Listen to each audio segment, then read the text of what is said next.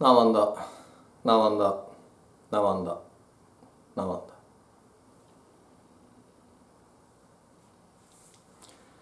こんにちは。福祥寺住職本田です。今日のテーマはざっくり解説歎異抄です。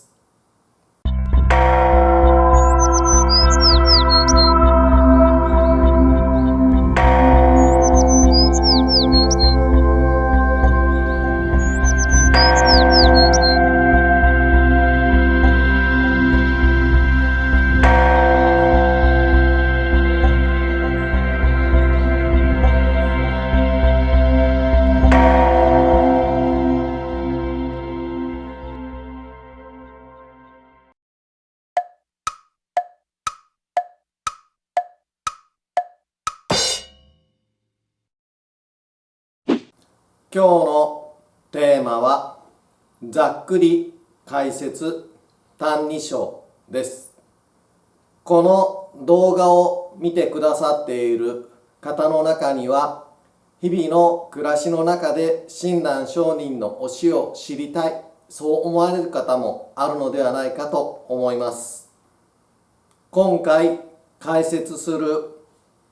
歎異抄を知っていただくことで、少しだけ親鸞上人の教えがわかるかもしれません。今回は歎異抄1-1第1章1番になります。では読んでみます。弥陀の誓願不思議に助けられ参らせて、往生をばとぐるなりと信じて念仏申さんと思い立つ心の起こるとき、すなわち摂取不捨の利益に預けしめたもうなり。弥陀の本願には老少善悪の人を選ばれず、ただ信心を用と知るべし。そのゆえは罪悪人獣煩悩至上の至上を助けんがための願にして増します。しかれば本願を親善には他の善も用にあらず、念仏に勝るべき善なきがゆえに、悪をも恐るべからず、弥陀の本願を妨ぐるほどの悪なきがゆえにとうんぬんと書かれております。歎異抄を読むということは、自己肯定感が上がる内容だ、そのように考えています。理由としては、まず最初が弥陀に助けてもらえるのが往生である。それは最初の方に書かれております弥陀の誓願不思議に助けられ参らせて往生をばとぐるなりと、ここの部分になってまいります。そしてその次に、往生のこと、親鸞上人は大経の句を引用いたしまして、懐受自念虚無の心無極の体と具体的に表現をなされています。念仏を申すこと、これが大事だと言われております。最後には信心を用とすと書かれています。これらの理由から私たちは自分を肯定して、そして自分らしく今の自分を引き受けていく、そしてその中で自分らしく過ごしていくことが大切だ、そのように教えていただいております。まず最初のところですが、弥陀の誓願不思議に助けられ参らせて、往生をばとぐるなりと信じて念仏申さんと思い立つ心の起こるとき、すなわち摂取不捨の利益に預けしめたもうなり。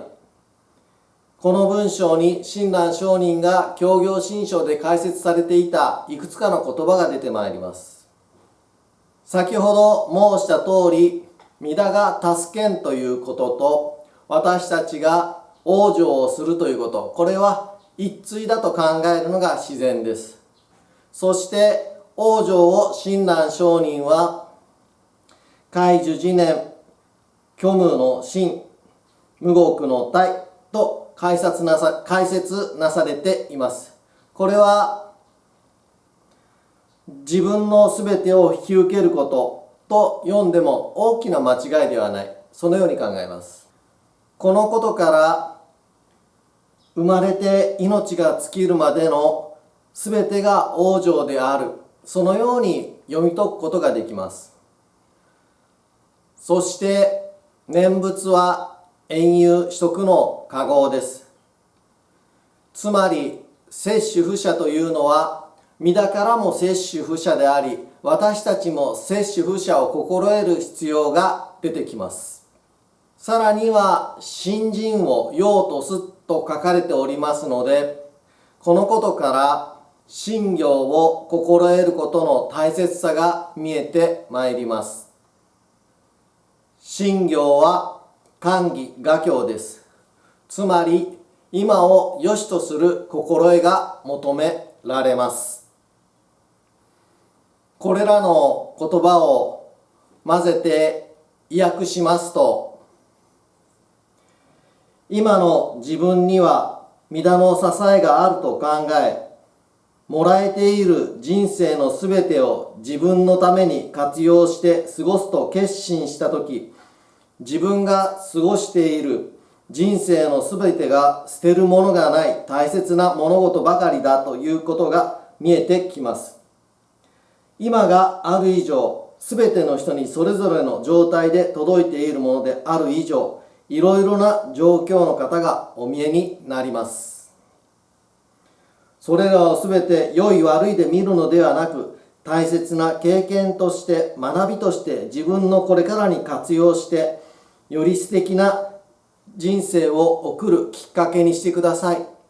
そうやって親鸞上人が私たちにお声かけくださった、それが「歎異抄1の1」ではないか、そのように考えております。つまり「歎異抄の1の1」、親鸞上人が残されたお言葉というのは、あなたの人生には一切の無駄なものがありません。あなたの経験したもの、そのすべてをこれからより豊かに生きるためのきっかけにしてくださいと教えてくださっている応援のメッセージではないのか、そのように読み解くことができます。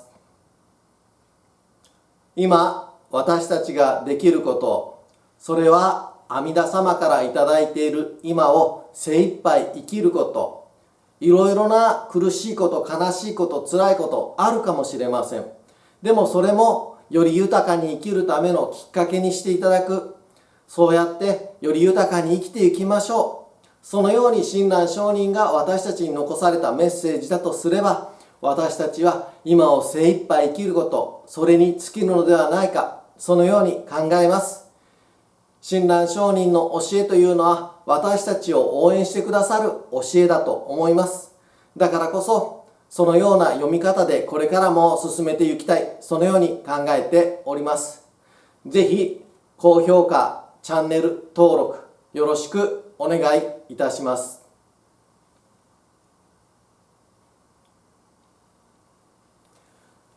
今日はこれで終わります。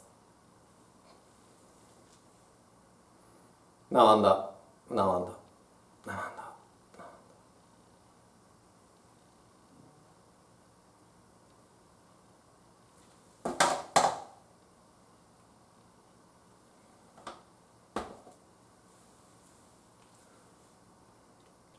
なんだ、なんだ、なんだ。